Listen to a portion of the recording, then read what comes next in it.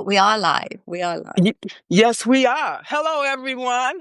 I am here with my dear friend, Sue Reed, and today we're going to be talking about overcoming self-doubt. Okay? We're going to also touch on the imposter syndrome, the perfectionism, and people-pleasing. Mm-hmm. Okay? Yes. And these things are very, very important because I'm gonna tell you why. Because if it wasn't for these things, uh then I would have started my Substack career much earlier. Okay, when I came to Substack in November last year, one of the first persons I met was Sue Reed, Yeah. okay, and Veronica, okay. I'm going to give you your flowers, okay, because if it wasn't for you, I wouldn't be where I am today. And I want to thank you, friend, Yeah. for that, okay? Oh, bless you. Yeah, bless you. I mean, I would say the same. It's been lovely meeting you and working with you because I think this is our third live that we've done together. So nice to be back. Absolutely. When something works, you hold on to it. Okay. You Like do. we know. Okay. So I'm gonna let Sue Reed introduce herself. Okay, well, I'm noticing a lot of names I already know, like Mama J. Hi, Mama J. Hi, Nita, and anybody else that I've missed. Sorry if I've missed you. But yeah, so thank you so much for being here. I am Sue Reed. My publication is Confidence Matters because I believe that confidence does matter. I've built my confidence up over the years. I am now, I would say, extremely confident. I would say that, and I do have my self belief. So yeah, that I am a confidence coach. I help people with their confidence. I write about confidence. I'm in the process of writing a workbook on self-belief, so I'm going to expand that out into other things. I've written a course on owning your voice, so speaking up in meetings. And I've written a book called Building Confidence from how to Thrive as a Shy Person. I remember the title. So that's all my achievements. I've also had 42 years in retail banking as my career before coming here. Yeah. You're truly amazing, Sue, because like I said, I was stymied by I was crippled. Okay. I couldn't write that hero post for the life of me. It was like over a year, it just sat there empty. And when I talked to Veronica, she's like, "What you doing? You got this. You know what I'm saying? You got the skills, you got the talent, you got the know-how. Let's do this." Okay. She lit a fire under me and I'm like, let's go. And then I met Sue Reed and here we are, because after serving 39 years, with the military and being a certified coach and having a master's degree in industrial and organizational psychology, I still felt like I wasn't good enough. Okay. And then why should somebody listen to me? Who am I? You know what I'm saying? So when we talk about self-doubt, okay, self-doubt we consider this as the root of all of these fears, okay, that we're talking about. Okay, it's the foundation. It's the internal voice questioning, am I enough? Okay. So Yeah.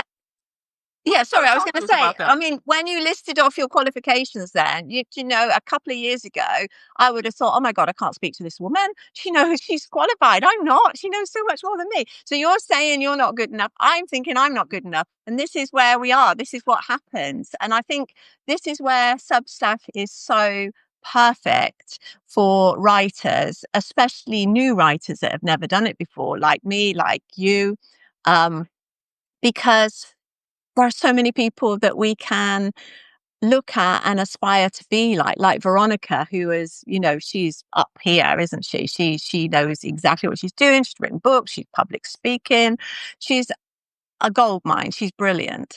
But she is willing to help us, people like us who are starting out. She puts all her knowledge out there for others, which is wonderful. And I think this helps our self-belief. Um, and what I wanted to say about self-doubt and self-belief is if we start from the message that and I know you, Margaret, would want people to take away from this is that the importance of self-belief. It's so important to believe in yourself because it's liberating, it's freeing, because self-doubt holds you back. There are so many things that somebody would want to do, but they're held back by this. Well, everything boils down to this: I'm not good enough, I'm not pretty enough, I'm not clever enough, I'm not slim enough, I'm not, I don't have enough qualifications, I don't have enough whatever, everything that holds us back.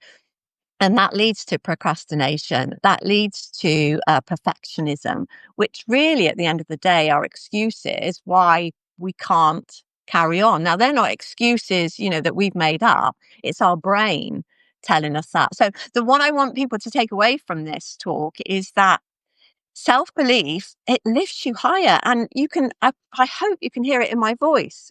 I believe in myself now, and it's just so powerful that I now think, do you know what? I can do anything. I mean, Margaret and I wrote for Planet Ral this week. We both wrote poetry. Margaret's written some poetry before, but not for a long time. I've never written poetry. And I said to Ral, I can't do this. I don't even know what a stanza is. And then when she explained it to me, I thought, oh, okay, I'll have a go. And that self-belief, because I had no idea. I had no idea.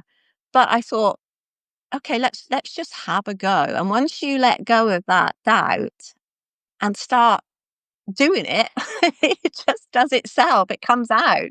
That I think 4 verses just came out just like that. I'm glad you mentioned that because when she didn't ask me, she told me. And okay, She okay. does. So where I come from, the people, the ancestors, they don't ask you nothing. They tell you to do it. You listen what they say and you do it. Okay. You Mhm. don't back talk. Okay. When she said you do this, I said, yes, I will. And she gave me the deadline and I sent it to her. And I'm like, what the hell did I get myself into? I'm like, okay, okay. So I did it and I felt good about it. And it awakened something inside of me, okay? That's Because, exactly what I'm talking about. Yeah. okay, because I told you on our earlier talk that I used to write poetry when I was a child because of the abuse and everything I was going through. So I would escape into this fantasy world. I was like, okay, Alice in Wonderland, she got her world. Well, I got mine. Okay. And I can, in that world, I can create whatever I want. And I am the boss. Okay. And based on my expectations. Okay. But I lost all of those poems that Mhm. I'd written in a fire when the building caught fire. Okay. And what I love that today, whatever we write, whatever we produce is evergreen material and it will be there forever. Our children, grandchildren, children's children can see that and say, hey, my mother wrote that. My Yeah. grandmother wrote that. Okay. This Brilliant. is Yeah. this is our legacy. We are writing our legacy every day. Okay? And that's what self-belief brings to you. So this is why we need to build our self-belief and get rid of our self-doubts. So how do we do that? How do we get rid of our self-doubt and start believing? Oh, hi, Rao, she's here. The boss is already here. We talked her up. Yeah. She is the warrior, okay? She don't ask. She tell you what to do and you do it. Okay? And that's how it's done. That's how it's done. And we know that. Okay? So I'm sorry to cut you off. That's okay. No, the question was how do we fix our self-doubt then? Yes, come on. All right, go Okay, I'll ahead. answer it, shall I? Well, what I want the first thing, one of the main things I recommend my damn, I feel so good to be. Oh, bless you. Yeah, so one of the main things that I recommend to my clients when we start out working on their confidence is write yourself out a greatness list. That is so important because you may be sitting here thinking, oh, I haven't done anything. I've never achieved anything. But hang on a minute, you're walking, aren't you? That was one of the hardest things you ever learned because you tried to stand up and you fell over. And what did you do? You didn't sit there going, oh, this is stupid. I can't walk. I'm going to give up with this. I won't bother. No, I'll crawl for the rest of my life. No, you got up and you tried again and you probably fell over and you tried again and you fell over. Hi, Netta. Um, yeah, and you kept going. And so there's other things. You learned to talk, you learned to read, you learned to write, you did maths. Maybe you passed an exam, you learned to ride a bike, maybe you learned to swim. Then you got a job, you maybe bought a house, you got married, you found the love of your life, maybe, hopefully, after a couple of attempts. Um, and then maybe you brought up a family. So all of these things you've done, and if you write them all down, that's your evidence. So when you're sitting there thinking, I'm not enough in any shape or form, you can look at your list of achievements and you can say, no, actually, do you know what? I did that. And so I can do this. Because the reason we have self doubt, the reason we tell ourselves we can't do things is because our brain wants to keep us safe. That's its whole, we got part of our brain at the back, our ancestral bit of our brain that knows that everything outside is dangerous. We walk out of, because it thinks we still live in a cave. So it thinks we walk out the cave and, we'll get eaten by a tiger or something. So we have to survive. So anything that doesn't have a guaranteed outcome of success is a threat. So your brain will try and stop you doing it. So it wants to keep you small because small is safe. So whenever you want to try something new, your brain, your inner critic, that little voice in your head will say, oh no, we don't want to do this. It's too dangerous. And then it will come up with remember when this happened and it went wrong? Remember somebody, your dad said you weren't very clever. Your mum said that this, and somebody else said that, and your teacher said that you'll never amount to anything. So why would you even want to try? And so all of this is going on in your head.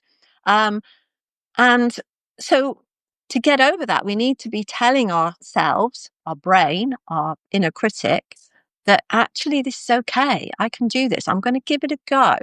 And every time you step out of your comfort zone and you try something and it goes right, then you've got evidence. You can write that on your greatness list because you've done something else. And this all adds up. And because your brain naturally will look for things that go wrong so it can prove that all the things that you believe yourself that you've built up over the years are true. So what you've got to do is find all the things that you've done right so you can convince that brain, that inner voice, inner critic, otherwise. I would also like to add to that. Say, for example, you do that and you fail miserably. Okay. What lesson did I learn from that? Exactly. The fact Exactly. that I tried is a success. Okay. Because from what you learn from that experience, you can modify and do better. Okay. Yes. That's how we start. Remember that little train, all them little lessons that we learned. I think I can. I think I can. And every step you got up that hill. That's what you got to do. You got to convince yourself, I got this. Okay. I've got Keep this. telling Yeah. yourself that, yeah, I got this. I got this, even if you don't. Some people say fake it till you make. I say fake it till you make it. Keep telling yourself, I got this. Okay. I failed 10 times. Okay. I took the PCC test. Okay. For the ICF. Okay. I failed 4 times. I am not giving up. Okay. I'm going to take it again. Okay. I'm going to take it again and I'm going to pass this time. Okay. Cause I'm going to put in the time and the energy. Okay. I wasn't doing that. Okay. I had to look at what happened. Okay. I take that thing and put it on the big screen. Okay. And I dissect it. Okay. First person, second person, third person. Okay. What could I have done differently? It's my fault I failed the test. Okay. By Hmm. 14 points. Okay. So I'm like, okay, I got this. If I only fail by 14 points, hell, that ain't shit. I got this. We gonna pass this test. Okay. Period. I don't fail at nothing. Okay. Exactly.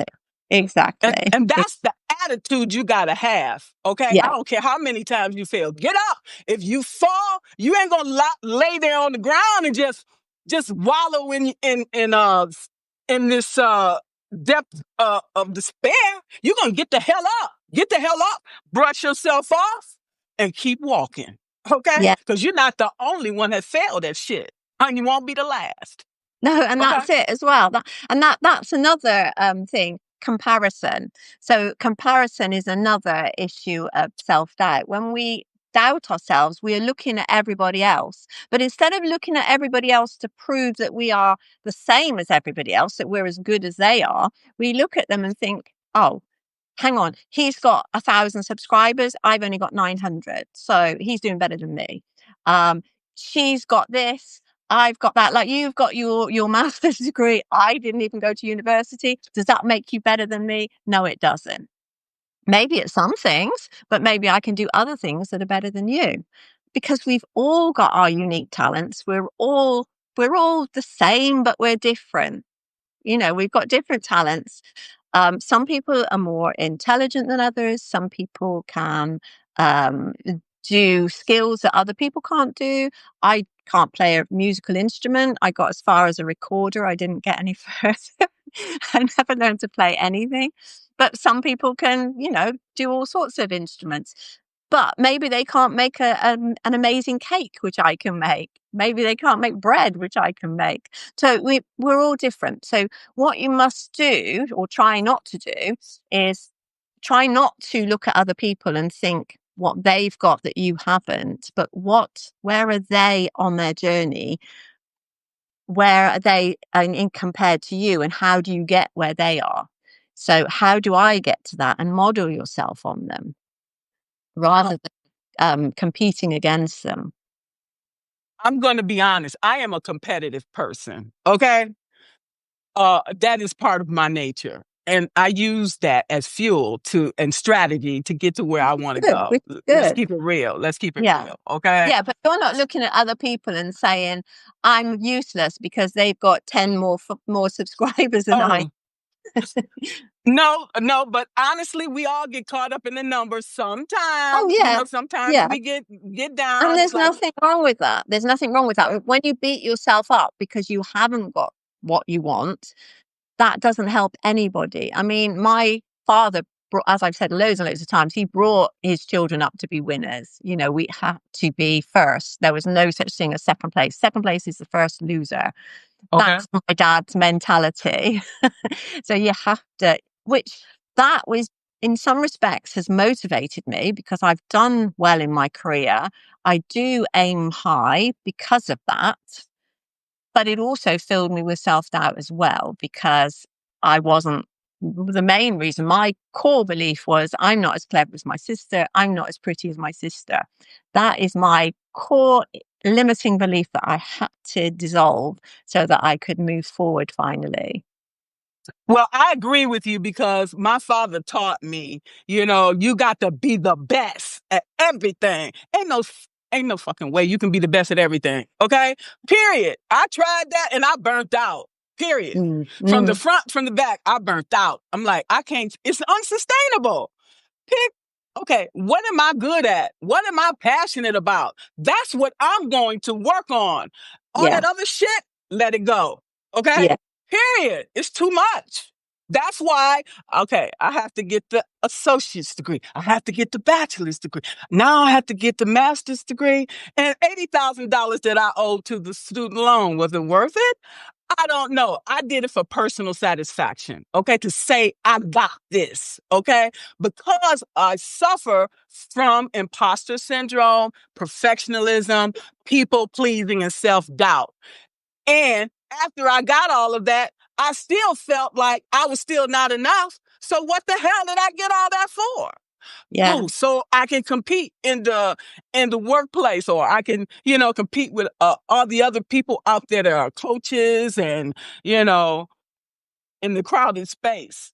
The bottom yeah, line is people don't give a damn about all that. They want to know that you're authentic, and they want to know what you have to offer is going to bring positive change in their life. They don't give a damn if you went to high school. As long as you can bring them positive change, they with you. Okay. So, okay, it was just all in my mind. Okay. So, exactly, exactly. And the same with me. I thought when I first started writing, I thought, well, I can't do this. Why? I'm too old. I'm not clever enough. I've never written anything before. And then I just thought, no, why not just do it? Just give it a go. What's the worst that can happen? I mean, when I started when I was retired, I wish I'd started earlier, but I waited until I was retired and then started because that was kind of a safety blanket for me because if it didn't work out, it doesn't matter, does it? I can sit up, I can work in my garden, I can sit and watch daytime TV, God forbid.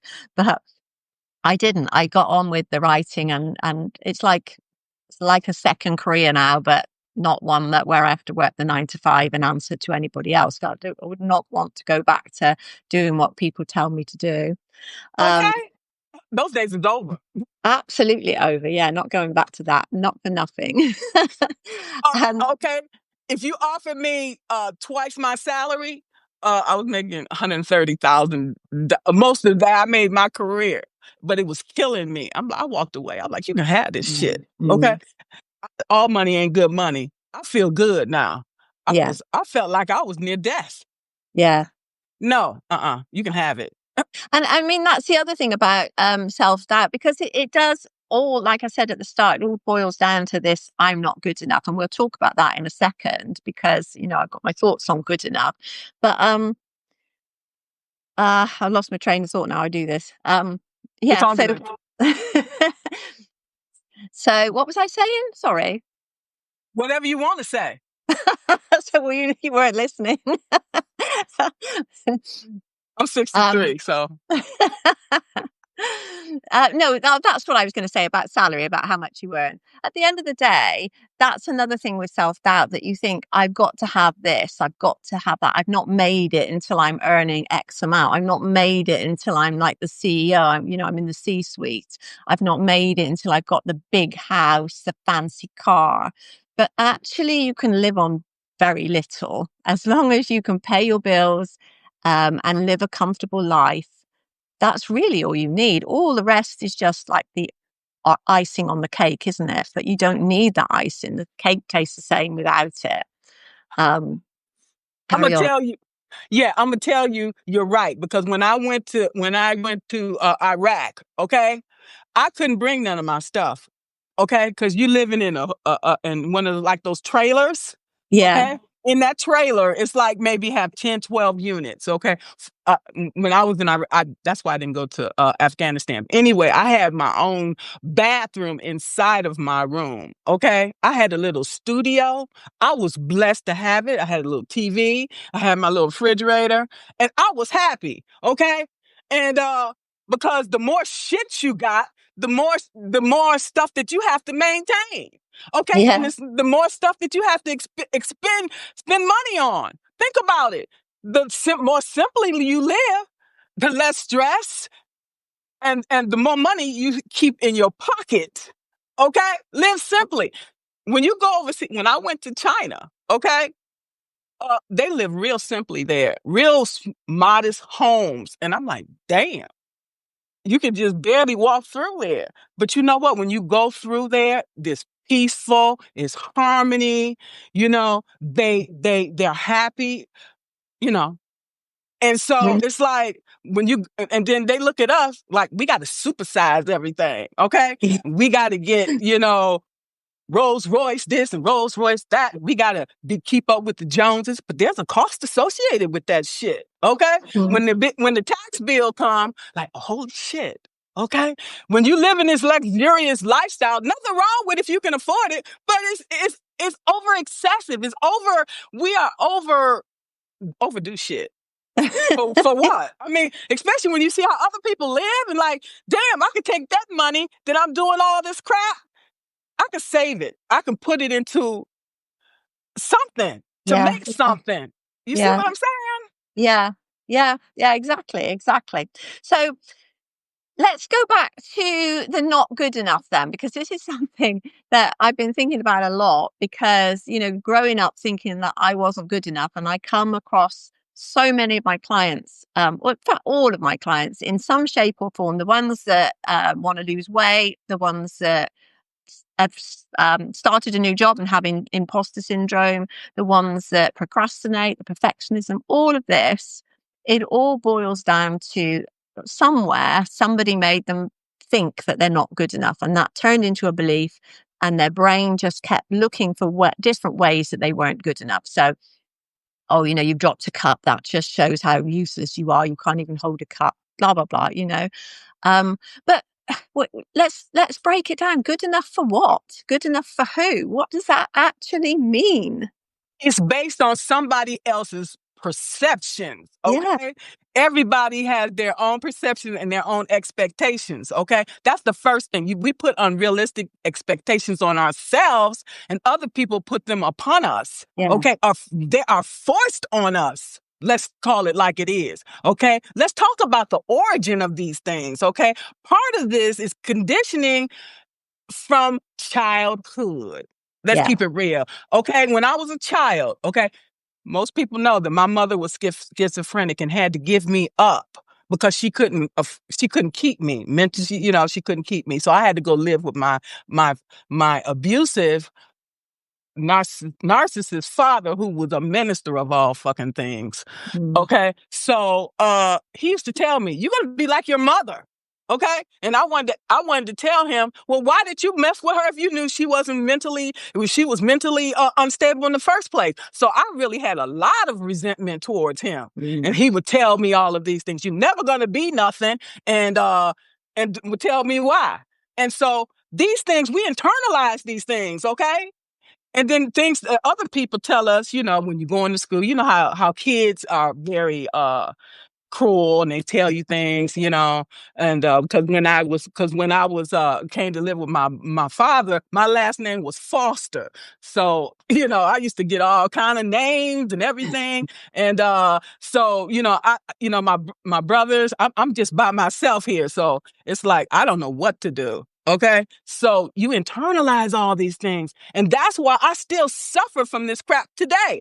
I know I'm enough, but I can still hear these voices, mm, okay, mm. telling me I'm not, okay? Yeah. Yeah, because I mean, even though, like, all of these things about your father and you resented him, in your brain, your brain was still thinking, this is a figure of authority. This is the person that I need to impress so that they love me, because otherwise I'll be rejected. My mother's already rejected me. I can't have my father rejecting me, because then I won't live. I won't survive, because that's how your child brain works. You have to survive in the world, and so therefore, if you believe your caregiver doesn't care about you, you panic. And so that's where the people pleasing comes from, because you grow up thinking, I have to make people love me, because if they don't love me, I won't survive. And you might be 53 and you're still thinking it. You're still thinking, I'm not going to survive because people don't love me. So I will do everything I can to make them love me.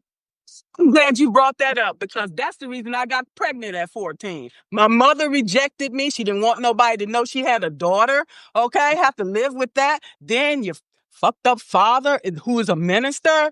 Okay, so I'm looking for love in all the wrong places at Okay. 14 Yeah. years Yeah. old. Okay, and get pregnant. Okay, and so because people pleasing. Okay, Mm, you can please a motherfucker till the day long. Okay, sorry, but that ain't gonna make them love you. That's not gonna make them love you. I don't care what you do. You can stay quiet. You can stay. You can give them everything they want, and it's never gonna be enough. yeah. And if they don't love you back, it's nothing you can do. Okay, so I suffered from people pleasing because of that. Tried to please my father, but still couldn't. And I put him up on a pedestal. He's a minister. He's an authoritative figure. And he is supposed to be a person of influence to help to mold and shape you. Instead, he is the one that's the perpetrator. So who can you trust if you can't even trust your own family? Exactly, exactly. And so you can see now where that people pleasing comes from. And there are so many people that do it without realizing that it's come from something in their childhood, normally from their parents. Not always intentional. I mean, not everybody's parents abandon them. But so, say for in my case, because my father was away a lot, because he worked hard. he worked hard. So we only really saw him for 1 day a week because he worked 6 days a week. But he always made us, we had a nice day out when he was off. But my mum got postnatal depression. At the time, I didn't know it was postnatal depression. I was only 8, and I don't think it was ever diagnosed. But after the birth of my youngest brother, she became depressed and she changed. She wasn't the same mother. And that was when she kind of mentally abandoned us. She didn't want to be a mother anymore. She just wanted to be a victim, live in her own world of misery that she created for herself. And I'm not blaming her at all. It was, it was just what it was. But so for me, I that my belief that I wasn't loved and going out and finding bad relationships was because I didn't see my father very often. I never really bonded with him because he saw me when I was 2 weeks old. So he was in the Royal Navy. So he came home when I was 2 weeks old, and he was given, I think, a month off or something, or a couple of weeks off to be with his new family, new child. Um, but then he went away, and he went to Australia, Singapore and Malaysia, and he was away for 18 months. So he saw me 2 weeks old, and then he didn't see me again until I was 18 months old. So for me, the first time I really knew my dad was when I was 18 months. So there was no bond there. I had no idea who this man was, but I was very, very close to my mom and my older brother. They were the people that were in my life, and my grandmother. So my grandmother died when I was 8, and that's part of why my mum became depressed. So yeah, but all these things, and you have to unravel it. You have to look at when you get imposter syndrome, when you get perfectionism, procrastination, all of these things that hold you back, all the self-doubt. You have to drill down and start pulling out the threads and thinking, right, why did I just do that? Why am I thinking this? Where did that come from? What does that remind me of?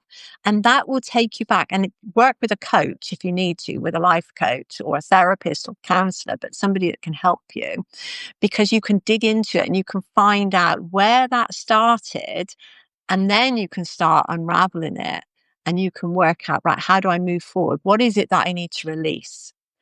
For me, I need to stop thinking I needed to impress my dad because he died years and years ago. He's not going to know anyway. I had to realize that my mum had serious problems that was never dealt with, and that affected their marriage, which made them very hostile to each other, which then reflected back on children because children always believe it's their fault. So it all adds up. You can actually join the dots and realize why you are the way you are. And then when you release it and you get self-belief, it's a different world. It's a completely different world. It just lifts you. And because you're vibrating at a much higher level, these people that tell you you're not good enough, that, criticize you, it doesn't matter anymore. You can let it go. It really doesn't matter because you believe in yourself. True self. Thank you, Netta. I am so glad you mentioned that because for me, a coach, I always have a coach. Okay, because my kryptonite is imposter syndrome. And that's why you are my coach. Okay. I recognize I have a problem. Okay. I also made an appointment, I think 2 months ago, for behavioral health. Okay. I have Blue Cross Blue Shield. I'm still waiting. I don't know if I'm still on a waiting list or what, because I said I was experiencing PTSD from my childhood that I never dealt with. But since I've been retired, I've been sitting in all of this shit, and I'm feeling very triggered by different things. That's Mm. why I got off of notes, okay? Because I was being triggered big time. And I'm like, let me step back because people gonna think I'm crazy, okay?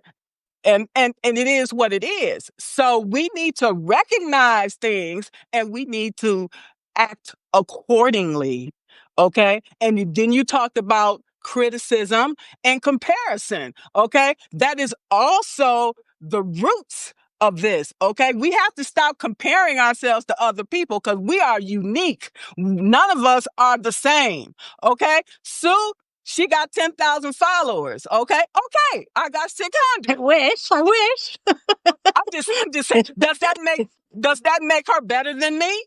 No, no. Okay. Focus on what you are doing and not worry about what Sue is doing over there. Okay.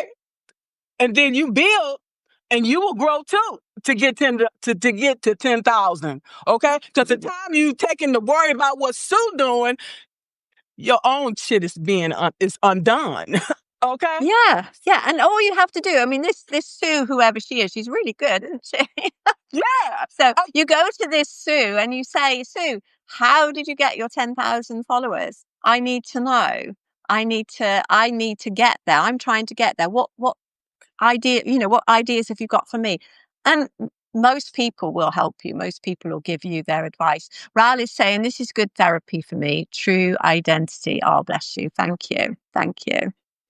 Yeah, like you said, I like Sue got it going on over there. Hey Sue, I'm gonna get a no, I ain't gonna tell you nothing. I'm gonna get a subscription to your publication, and then I'm gonna arrange a DM to introduce myself and ask Exactly. for a meeting. You know what I'm saying? I'm gonna bring something before I ask for something. Okay. Yeah. Because if you come with nothing, I ain't got nothing for you because I'm trying to get shit myself. I'm trying to get for myself. Flat out. If you ain't coming with nothing, don't come here. I'm telling you now. I'm telling you now. Okay? Flat out. Okay? So the other thing is fear of rejection and fear of failure. Those are the two things that bug me the most. Okay? I do not like being criticized. I'm telling you flat out. And uh I don't like to fail at shit because I'm not supposed to fail, okay? It's not even in my vocabulary. So those two things are very troubling for me. But we are not perfect, okay? That's become from the perfectionism, okay? So we're not perfect, okay? So I made a mistake. What can I do to change it? Probably nothing, but I can do something different. What is Well, that? yes, Okay? yes, yeah, yeah. No, so you can't change what's already happened, but you can change how you feel about it and stop telling yourself that you're a failure. And like you said earlier, you pick up what you've learned from it. Okay, where did I go wrong? What happened? What will I do differently? I'm going to get up and I'm going to do this again, but I'm going to ask Sue over there or whoever how they did it and can they help me? And I'm willing to subscribe. I'm willing to, I'm willing to have coaching with you so that you'll show me how I can get to where you are. This is, we you don't need to be frightened to ask for help. And honestly, it really is worthwhile. If you have any form of self doubt in your life or any other area of confidence that you're struggling with, you are holding yourself back by not doing anything about it. And we have to accept that we are human and we will make mistakes and just open up your heart and show your vulnerability. And you think, well, if I do that, that's a weakness. People won't like me anymore. People will think I'm stupid, crazy, hopeless, da da da da. No, they won't. People will love you. Trust me, they love you because you are saying, I am just like you. You've got problems. I've got problems. Nobody's perfect. Say. Let's let's work on the problems together. Okay, we coaches. Exactly. We're not coaches for nothing. Exactly. And going back to that not good enough again, I said, good enough for what? For who? Exactly. You don't there's no such thing as good enough at the end of the day. So on the one hand, we need to start believing that we are enough just as we are. There is nothing wrong with us. We're whole, we're unique, we're an individual, we've got everything we need inside us. But you can still do better. We can still improve. If you remember, I was talking to Ilham on Monday about 1%. Make little 1% improvements every day. If you can do something to move forward, you're improving. So, yes, you're good enough. You're absolutely good enough, but you can improve. You'll never be perfect. You'll never, once you get to the top of one mountain, you'll see another one to climb. You'll never, ever get to the end of it. But that is life. This is what we're here for. This is what we're supposed to be doing. And when you get on that road, it is amazing. It is absolutely amazing. And I can tell you, it's better than the alternative. Yeah.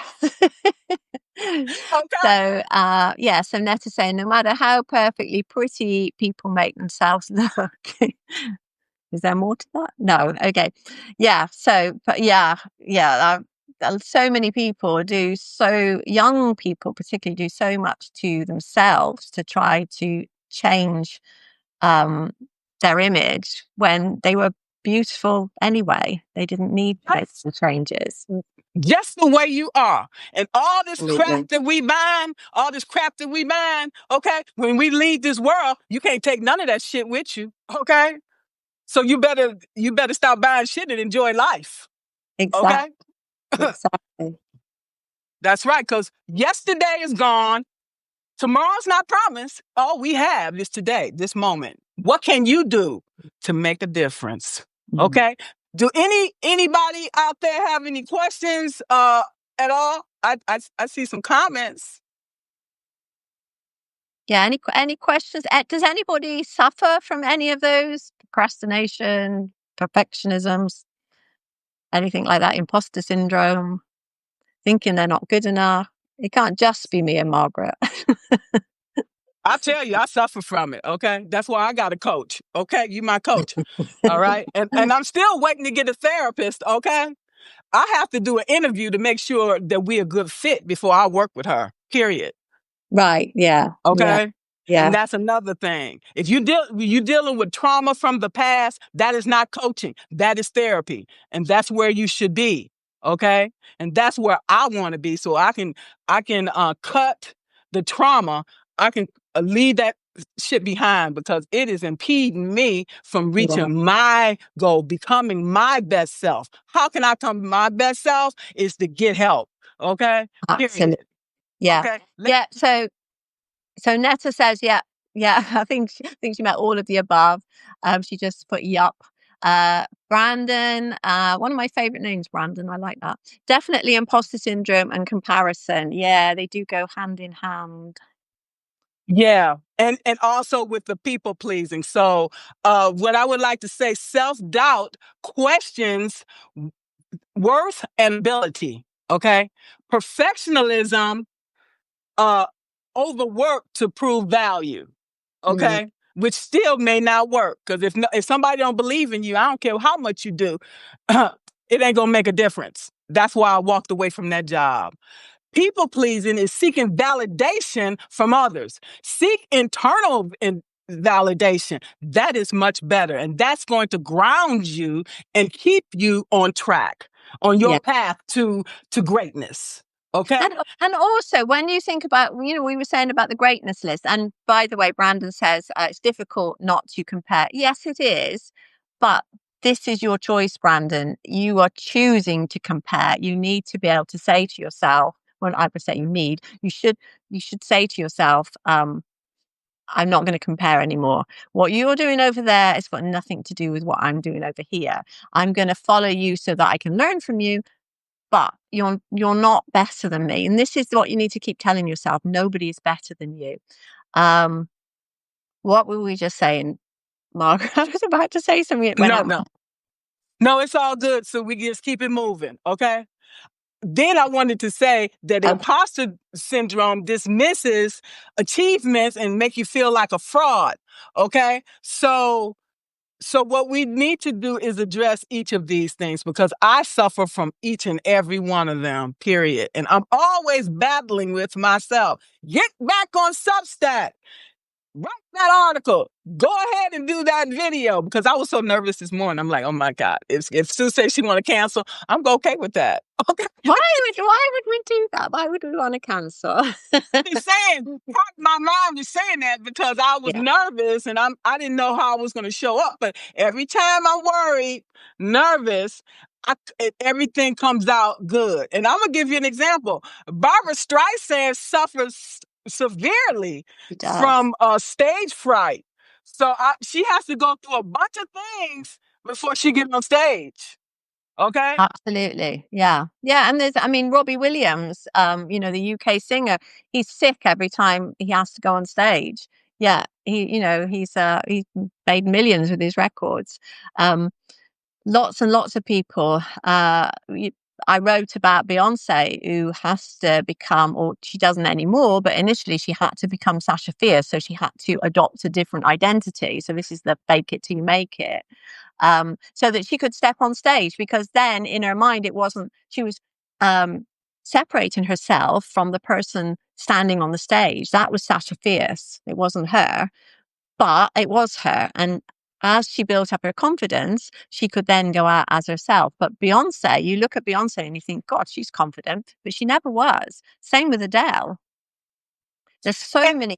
I think go a lot of people, creative people, they are not confident. It's, we're not, I guess it's the way we think, the side of our brain that we use, that makes, I don't know whether that makes us more sensitive, more, take on the negative energies more. I don't know. I'm just sort of trying to working it out as I speak. I'm glad you mentioned that because, being an empath, being an intuitive, Mm. I take on a lot of other people's things, okay? And I absorb all of that stuff, and I have to step back, okay? Because this is too much. And I have to disconnect, go into nature and all of these things Yeah. Yeah. because it becomes too much. And Well, yeah. you can learn to like move your energy inwards. So you're kind of, you've got the energy that surrounds you, your aura, and you can open it up so people can come in, but you can withdraw it as well. So if you're in a situation where you don't want to absorb somebody's energy, you can protect yourself from that by drawing your energy back in again. So there are ways of doing that. But we can work on that some other time. Yeah, that will be another live, everyone. Okay, but Yeah, we'll talk about we'll that. talk about that, yeah. Okay. So this has been so amazing because, like, for example, people pleasing is basically a coping mechanism. Okay. And to try to get away from harm. Okay. I will please you. What is it that you want? Okay, just Yeah, leave me alone. Okay. If that's what it takes for you to leave me alone, okay, I'll do that. Okay. To keep the peace. yeah, Okay. I'll even apologize when I know damn well I ain't do nothing wrong. I'll apologize. Yeah. Okay. Let's move on. Okay. Because some battles are just not worth fighting. And you can't exactly. win some of those battles. So be mindful of the ones you can win and some of the ones that are not even worth your time. Okay. And act accordingly. Okay. So, uh, self-doubt is the seed. Okay. Perfectionism and people pleasing are coping mechanisms, and imposter syndrome is the fruit. Hmm. Okay. So, all of these things intertwine. Okay. But they're not identical. Okay. And understanding the differences between the two helps with our coping and our ability to be able to move forward in life. Would you agree? I definitely agree. And what I'd add to that is, if you become self-aware, so just every time something happens, like you notice you're people pleasing, just think, why did I do that? Where did that come from? What's the point of people pleasing? What am I expecting to get out of this? Like, am I being nice to that person because I want something from them, or am I just being nice to them because I think that's what I should do because I want them to like me? Do I really care whether they like me or not? If I have to please somebody in order to get them to like me, then why is that worth it? Why do I want them as a friend? So these are the things you need to ask yourself. Perfectionism, why am I trying to make this perfect? Could it ever be perfect? What happens if I put it out and it's not perfect? Will I die? Will I get thrown out of Substack because I didn't get 1,000 likes or something? You know, Mm. just just question everything. Be very, very curious about how you are living your life and how you are talking to yourself, particularly how you're talking to yourself. Where is that coming from? And what do I need to keep and what do I need to get rid of? And That's how am I include going to get rid of that? that's including people and things, okay, that are not serving you. Pay attention to your body because your body's going to tell you before your mind realizes. Mm, Am yeah. I lying? No, you're not lying. You're not lying. So we've been running for nearly an hour. We've probably ought to finish off, so let people go. Um, Thank you for joining, everybody. Thank you so much for this Yeah, amazing community. And thank you, Sue. I look forward to the next conversation, okay? we will have another conversation. Thank you so much, everybody, for being here. It's been great. I've really enjoyed it. Me too. Thank you. Bye-bye. Take care. Bye. Bye.